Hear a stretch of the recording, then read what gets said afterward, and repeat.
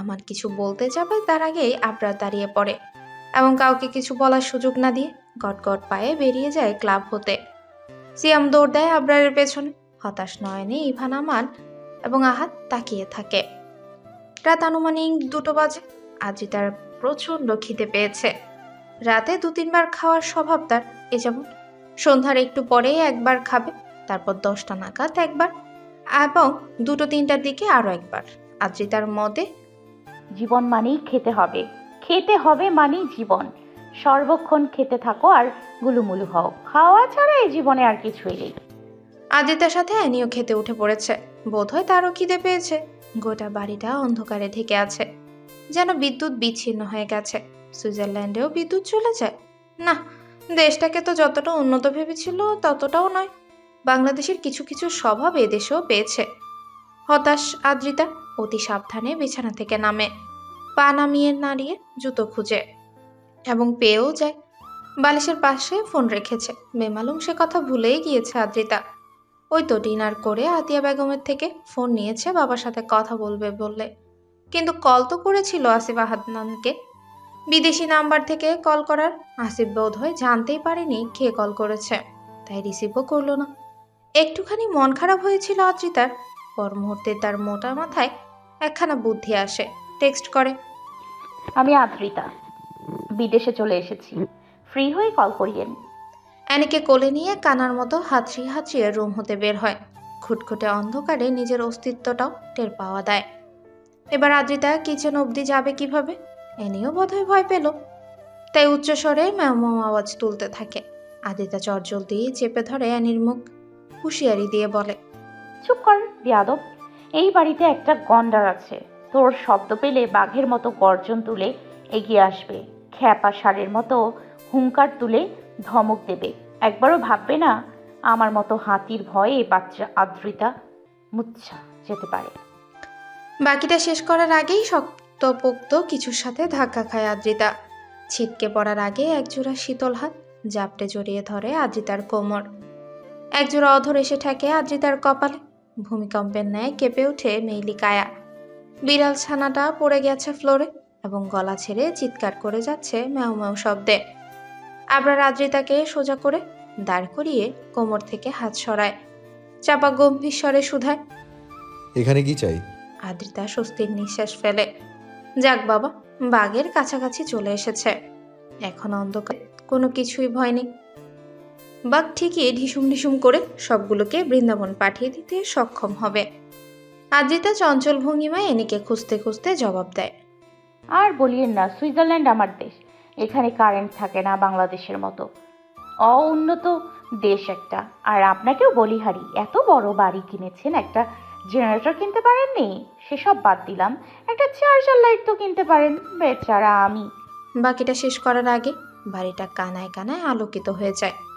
আশ্চর্য আদ্রিতা খানিকটা ঘুরে ঘুরে দেখে, পরপরই খুশি হয়ে বলে, এই তো কারেন্ট চলে এসেছে, আমার না ভীষণ খিদে পেয়েছে, খেয়ে আসি। ঠিক আছে বড় ভাই। বলেই আনিকে কোলে তুলে নেয় এবং গটগট পায়ে নেমে পড়ে নিচে। বলা তো যায় না আবার কখন কারেন্ট চলে যাবে। কারেন্ট থাকতে থাকতে খাওয়া শেষ করতেই হবে। আবার বিরক্তির নিঃশ্বাস ফেলে বিড়বিড় করে বলে, ডিসগাস্টিং। ভীষণ সুস্বাদু খিচুড়ি। পেট পুড়ে খেয়ে ঢেকুর তুলে আদ্রিতা। অ্যানিকেও দিয়েছিল, সেও লক্ষ্মী বাচ্চার মতো চেটেপুটে খেয়েছে। এবার দুজনেরই পেট ঠান্ডা হয়েছে। বেসিনে থালা রেখে আসার পথে খেয়াল করে তার টি শার্টে রক্ত লেগে আছে। এ বাবা, রক্ত আসলো কই থেকে?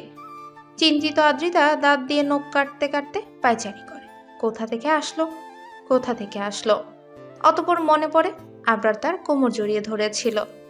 বাই এনি চান্স আবরারের হাত থেকে রক্ত লেগেছে? তার কি হাত কেটেছে? উদার মনের আদ্রিতার মায়া হয়। সে চট করেই ভেবে ফেলে একবার দেখে আসবে। যে ভাবা সেই কাজ। অ্যানিকে কোলে তুলে এক দৌড়ে এগিয়ে যেতে নেয় আবরারের রুমের দিকে। মাঝপথে দেখা হয় সিয়ামের সাথে। সে সবেই বাড়িতে ঢুকলো, আদ্রিতা বলে ওঠে, সিয়াম ভাই, খ্যাপা ষাঁড়ের মতো কি হাত কেটেছে? মিনিট দুয়েক সময় লাগলো সিয়ামের বুঝতে খ্যাপার শার্টটা আসলে কে। যখন বুঝতে পারে ঠোঁটের কোণে হাসি ফুটে ওঠে। বাহ, মারাত্মক নাম দিয়েছে তো। বাহ আদ্রিতা, সুন্দর নাম দিয়েছে তো। রাখুন সুন্দর নাম, কেটেছে কিনা বলুন। কাটেনি তো। আবরার তাসনিন কাছের ড্রিঙ্কের গ্লাস মুঠো করে ধরেছিল। ব্যাস, গ্লাস ভেঙে গড়িয়ে গেল, আর কিছু সংখ্যক কাজ তার হাতে ঢুকে গেল। আঁখি পল্লব বড় বড় হয়ে যায় আদ্রিতার। খ্যাপা সাত তাহলে হিরো হওয়ার পায়তারা শুরু করেছে। দেখতে শুনতে খারাপ না, হিরো হলেও হতে পারে, তবে এখনই তার মাটিতে পা পড়ে না। হনুমানের মতো ব্যবহার করে, একবার হিরো হয়ে গেলে তো সে আসমানে উড়বে। ভাই আমি যাচ্ছি, হ্যাঁ, তার হাতটা দেখে আসি। সিয়াম কিছু বলবে তার সুযোগ না দিয়ে এক দৌড়ে চলে যায় আদ্রিতা। একদম আবরারের কক্ষের সামনে গিয়ে থামে। এনিকে কোল থেকে নামিয়ে আলতো করে ধাক্কা দেয় দরজায়। ব্যাস, খুলে যায়। আদ্রিতা দাঁত দিয়ে ঠোঁট কামড়ে মাথাখানা ঢুকিয়ে দেয়, সাথে সাথে স্তব্ধ হয়ে যায়। এসব কি দেখছে সে? ছি ছি ছি ছি ছি, লোকটা এত অশ্লীল। আদ্রিতা একবার ভেবে নেয় মাথা সরিয়ে নেবে, শত হোক ভাই তো। পর মুহূর্তে ভাবে, আদ্রিতা দেখে নে, এরকম হট হট দৃশ্য আর কখনোই দেখতে পাবি না। অশ্লীল জিনিসেই সকলেরই নজর বেশি। একবার ভুল করে তাকালে দ্বিতীয়বার ইচ্ছে করেই চোখ দুটো সেদিকে চলে যায়। এটা আজিতার ক্ষেত্রে নাকি সকলের ক্ষেত্রে জানা নেই তার। শুধু জানে এই মুহূর্তে দৃষ্টি সরাতে মন চাচ্ছে না। মন বলছে, দেখতে থাকো দেখতে থাকো, এমন দৃশ্য সচরাচর সামনে পড়বে না। আর মস্তিষ্ক বলছে, ঠিক আদ্রিতা, তোর না বয়ফ্রেন্ড আছে? তুই না অন্য একজনকে ভালোবাসিস? তাহলে পরপুরুষের পানে নজর দিচ্ছিস কি করে? লজ্জা নেই তোর? আবরার তাসনিন নিজ কক্ষে ড্রেস চেঞ্জ করছে। শার্ট দীর্ঘক্ষণ আগেই খুলে ছুঁড়ে মেরেছে কোথাও একটা। আশেপাশে দৃষ্টি ফিরিয়ে শার্টের হদিস পায়নি আদ্রি। আর জিন্সখানাও এইমাত্রই খুলে ফেললো। এখন আর পরনের ছোট্ট প্যান্ট, ধবধবে ফর্সা শরীর, কোথাও লোমের ছিটে ফোটাও দেখা যাচ্ছে না। বড় বড় চুলগুলো কপালে এসে পড়েছে।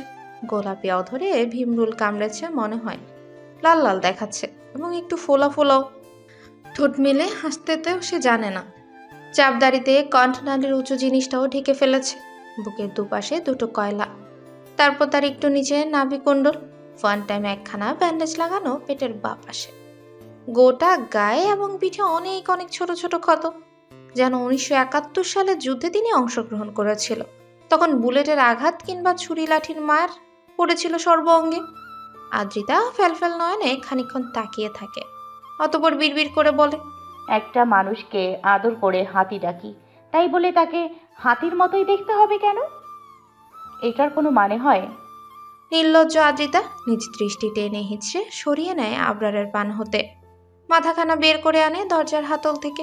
সোজা হয়ে দাঁড়িয়ে শরীরে জড়িয়ে রাখা ওড়নাখানা মাথায় পেঁচিয়ে ভদ্রসভ্য মেয়ে হয়ে নেয়। অতঃপর মনে পড়ে অ্যানির কথা।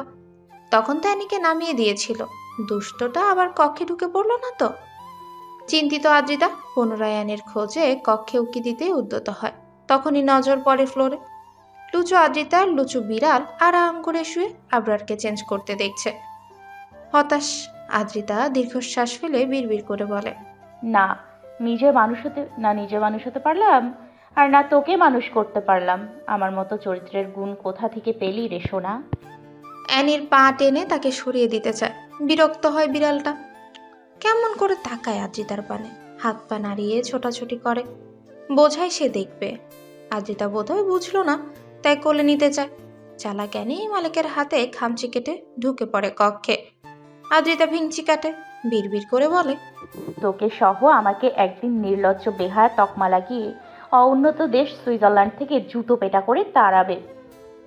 আতিয়ার হাতির বাচ্চা ছেলে, আবার আবরার হাতি ওরফে গোলামের পুত, দেখে নিস তুই।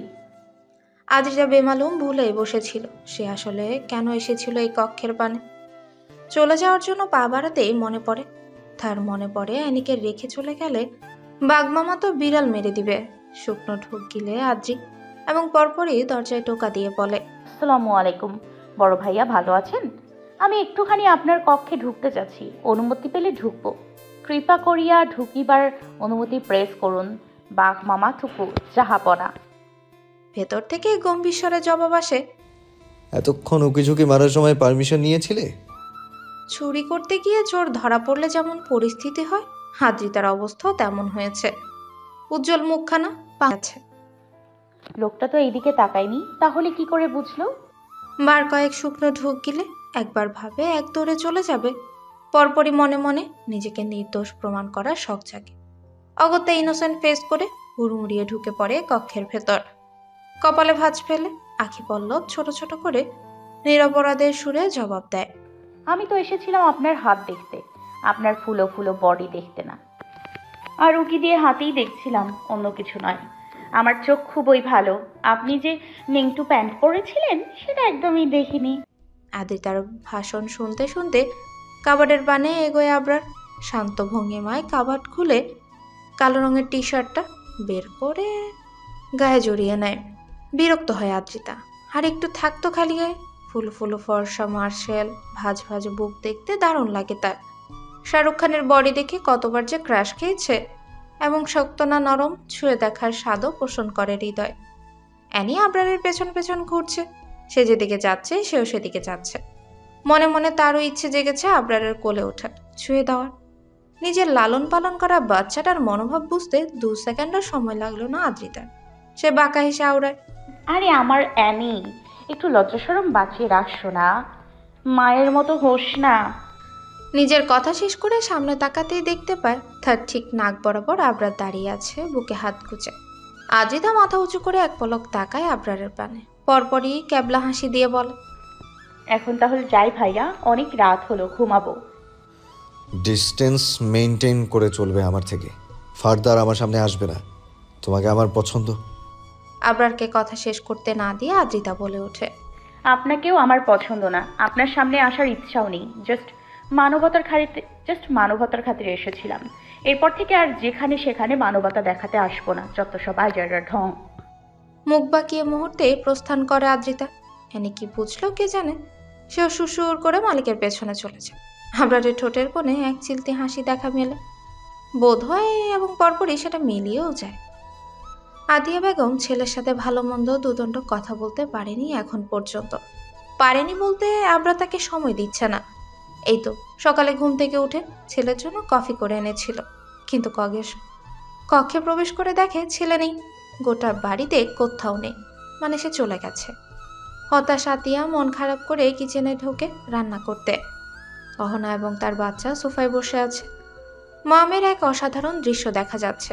অসুস্থ মা ঠিক করে বসতে পারছে না, তবুও বাচ্চাকে কোলে নিয়ে হাসি মুখে এটা ওটা বলছে, আর অবুঝ শিশু হাসছে। আদিতা খানিকক্ষণ তাকিয়ে দেখে তার জীবনেও অনেক না পাওয়া রয়েছে। মন খারাপের অনেকগুলো কারণও আছে, কিন্তু কখনোই তার মন খারাপ হয় না, কখনো কান্নাও পায় না। 13 বছর বয়সে মা মারা গেছে। মাকে কবরে শুয়ে রেখে আসার 3 ঘন্টা বাদেই বাবার দ্বিতীয় বিয়ের কথা শুনে আদ্রিতা জানতে পারে তার বাবা সিঙ্গাপুরে আরেকটা বিয়ে করেছে। হয়তো সেই খবর জানতে পেরেই মা পরলোক গমন করেছে, না হলে ভালো মানুষ কখনো হঠাৎ করে মারা যেতে পারে না। মাহারা আদ্রিতার দায়িত্ব নেওয়ার মতো কেউ ছিল না, তাই তো সেদিন আদ্রিতার দাদা জোর করে তার দায়িত্ব তুলে দিয়েছিল আতিয়া বেগমের কাঁধে। কিসের একটা ব্যাপারে সাইন করি সারা জীবনের জন্য আতিয়া বেগমের সাথে বেঁধে দেওয়া হয়েছিল আদ্রিতাকে। বলা বাহুল্য, আতিয়া বেগম কখনোই দায়িত্বের হেলাফেলা করেনি। মায়ের মতো আগলে রেখেছে তাকে, চাওয়া পাওয়া সবটাই পূরণ করেছে এবং এখনো করছে। প্রতি মাসে বাবা নির্দিষ্ট অ্যামাউন্ট টাকা পাঠায় আদ্রিতার অ্যাকাউন্টে, কিন্তু আতিয়া বেগম সেই টাকা খরচ করতে দেয় না। আদ্রিতা একটা ব্যাপার ভেবে দেখে, তার মা সব দায়িত্ব পালন করলেও তাকে বিয়ে দিচ্ছে না কেন? এই তো 21 বছর হয়ে গেছে তার, কয়েকদিন পরে 22 হবে। বুড়ি হয়ে যাচ্ছে, অথচ মা বিয়ের কথা ভাবছে না। আদ্রিতার কপালে ভাঁজ ফেলে এগিয়ে যায়। অহনার পাশে বসে চিল্লিয়ে বলে ওঠে, মা, তুমি আমার বিয়ে দিচ্ছ না কেন? আমার যে বিয়ের বয়স হয়ে গিয়েছে ভুলে গেছো? তখনই আবরার আর সিয়াম বাড়িতে ঢুকে এবং তারা সম্পূর্ণ কথা শুনে আদ্রিতার। অহনা আদ্রিতার কোলে তুলে দেয় বাচ্চাকে এবং একটু আরাম করে বসে। শুধু সিজার করা হয়েছে, দীর্ঘক্ষণ বাচ্চা কোলে রাখলে পেরেশান হয়ে ওঠে। আদ্রিতা বাচ্চাকে কোলে নিল ঠিকই, তবে মনে মনে বিড়বিড় করে বলে, কয় বছরের জন্য যে আমার কোলে তুলে দিল আল্লাহই জানে। ইদানিং অ্যানি ভীষণ জেলাস ফিল করে। এই যে আদ্রিতার কোলে ছোট্ট বাচ্চা, যাকে এই মুহূর্তে টপার টপ চুমু খাচ্ছে, এটা দেখে তার হিংসে হচ্ছে। মনে হচ্ছে তাকে গুরুত্ব কম দিচ্ছে। অসহায় অ্যানি বসে পড়ে আদ্রিতার পায়ের কাছে, কুটুর কুটুর নয়নে তাকিয়ে থাকে, অপেক্ষা করে কখন এই বাচ্চাটা নামবে তার মালিকের কোল থেকে। আতিয়া বেগম একটার পর একটা বাটি এনে রাখছে টেবিলে। একটু আগে যে আদ্রিতা মস্ত বড় একখানা কথা বলেছে, বেমালুম ভুলেই গেছে বোধহয় তিনি। কোনো জবাবও দিল না, প্রতিক্রিয়াও করলো না। কেন কেন? আবরার শান্ত নয়নে তাকিয়ে আছে আদ্রিতার পানে। সিয়াম একবার আদ্রিতাকে দেখছে, তো আবার আবরারকে। অতপর কিছু একটা চিন্তা করে একগাল হাসে। বা হাতে চুলগুলো পেছনে ঠেলে টি শার্টখানা টেনে টুনে ঠিক করে নেয়। পকেট থেকে ফোন বের করে তার স্ক্রিনে নিজের চেহারাখানা একবার দেখে নেয়। আদ্রিতা, তোমার জন্য একটা ছেলে দেখেছে। বলতে বলতে এগিয়ে যায়, একদম আদ্রিতার পাশে গিয়ে বসে পড়ে। অহনা ছোট ছোট নয়নে সিয়ামের পানে তাকিয়ে বলে, তোকে কে দায়িত্ব দিয়েছে আদ্রিতার জন্য ছেলে খোঁজার? আহনা, তুই সারা জীবন বলদে থেকে যাবি। আমিও বাংলাদেশে, আদ্রিতাও বাংলাদেশে, তো আমার একটা দায়িত্ব আছে না? আদ্রিতা বলো, দায়িত্ব আছে না? আদ্রিতা খুশি হয়ে কিছু বলতে যাবে, তার আগে আতিয়া বেগম বলে ওঠে, আমি কখনো আদ্রিতার বিয়ে দেব না। সিয়ামের হাসি মুখটা চুপসে যায়। সেই সাথে আদ্রিতারও। তাকে বিয়ে দেওয়া হবে না মানে সারা জীবন সিঙ্গেলই কাটাতে হবে? গভীর রাতে বরের সাথে রোমাঞ্চ করা হবে না? চুমু খাওয়া হবে না? বাচ্চার মা হওয়া হবে না? বরের কোলে ওঠা হবে না? এটা মানা যায়? আদ্রিতাও মানতে পারবে না, কখনোই না। রোমাঞ্চ করার জন্য হলেও বিয়ে করতেই হবে। আচমকা আদ্রিতা চিৎকার করে দাঁড়িয়ে পড়ে, চিল্লিয়ে বলে, মা, আমার বিয়ে করতেই হবে। একটা জীবন জামাইয়ের আদর ছাড়া কাটাতে পারবো না আমি। চারজন সদস্য বড় বড় নয়নে আদ্রিতার দিকে তাকায়। আবরারের চোয়াল শক্ত করে ফেলে। ইচ্ছে তো করছে ঠাটিয়ে একটা চর বসিয়ে দিতে, বেয়াত্তপ একটা। আতিয়া রহনা হেসে ফেলে। সিয়াম আফসোসের সুরে বলে, তোমার মতো করে বলতে পারি না বলে আজ আমি সিঙ্গেল। লজ্জা পায় আদ্রিতা। এত জোরে বলা উচিত হয়নি। এতগুলো বড় বড় মানুষ, ছি আদ্রিতা, ছি। তুই তো দেখছিস সত্যি সত্যি চরিত্রহীন হয়ে যাচ্ছিস। চরিত্রের চ নেই তোর। কাঁচুমাচু হয়ে বসে পড়ে। আতিয়া প্লেটে খাবার পরিবেশন করতে করতে বলে, আমার দুটো সন্তান, তাদের কাছে আমার কোনো মূল্য নেই। বছরের পর বছর চলে গিয়েছে, তারা কখনোই আমার খোঁজ নেয়নি। হ্যাঁ, প্রতি মাসে মোটা অঙ্কের কিছু টাকা পাঠিয়েছে। দীর্ঘদিন জন্ডিসে ভুগেছি। বাড়ির প্রতিটা সদস্য বদনাম দিয়েছিল আমি বুড়ো বয়সে প্রেগনেন্ট হয়েছি। আমার ছেলে মেয়ে পাশে থাকলে এমন বদনাম দেওয়ার সাহস কারোর হতো না। আমার বেঁচে থাকার অবলম্বন আদ্রিতা। এই মেয়েকেই বুকে জড়িয়ে বেঁচে আছি আমি। আমার সুখ দুঃখে এই একটা মানুষকেই পাশে পাই। তাকে বিয়ে দিয়ে পরের ঘরে পাঠালে যে আমি একদম নিঃস্ব হয়ে যাব, একাকিত্বে মরে যাব। বলতে বলতে আখিতে অশ্রু জমে আতিয়া বেগমের। আবেগে ভেসে যায় আদ্রিতাও। তারও যে কান্না পায়।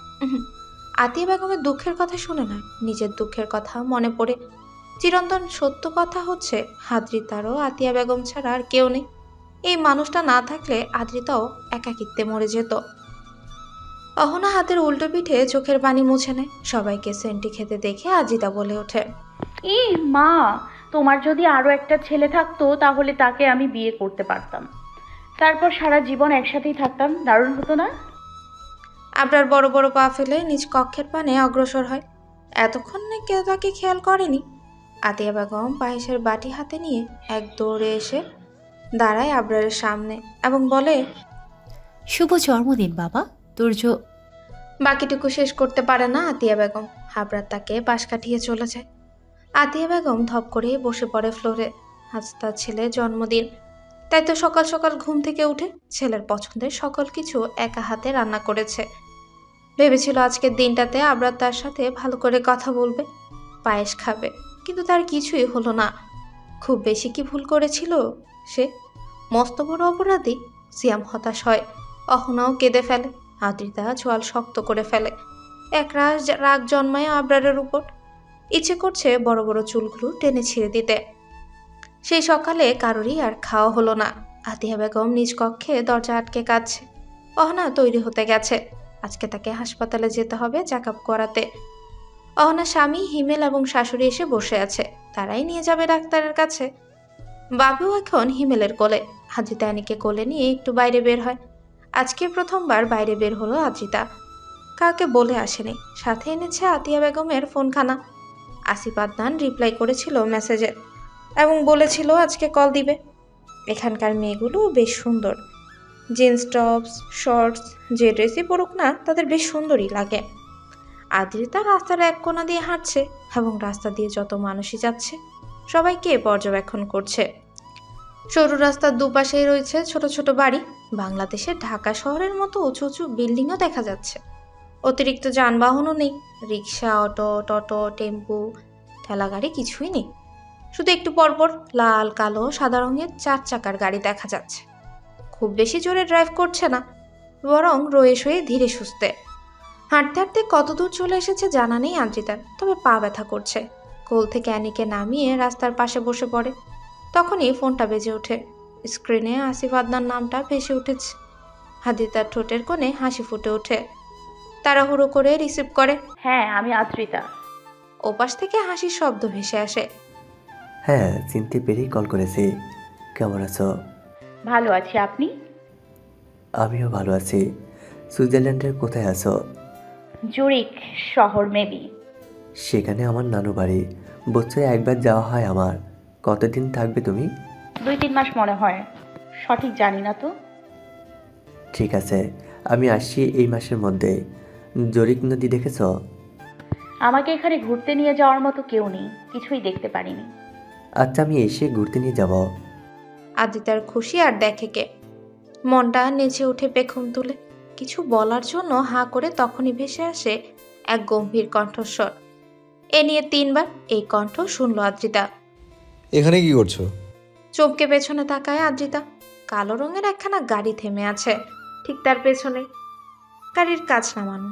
সেই কাঁচের মধ্যে দেখা যাচ্ছে আবরার তাসনিনের গম্ভীর মুখশ্রী। হাত ফসকে ফোনখানা পড়ে যায় আদ্রিতার। অ্যানি পরিচিত মুখ দেখে এক দৌড়ে গাড়ির নিকট চলে যায়। ম্যাও ম্যাও আওয়াজ তুলে ডোর খোলার ইঙ্গিত দেয়, কিন্তু পাষাণ আবরার খোলে না ডোর। আদ্রিতা মাথা নিচু করে ফেলে। কোলের মধ্যে পড়ে থাকা ফোনখানা তুলে কানে নেয়।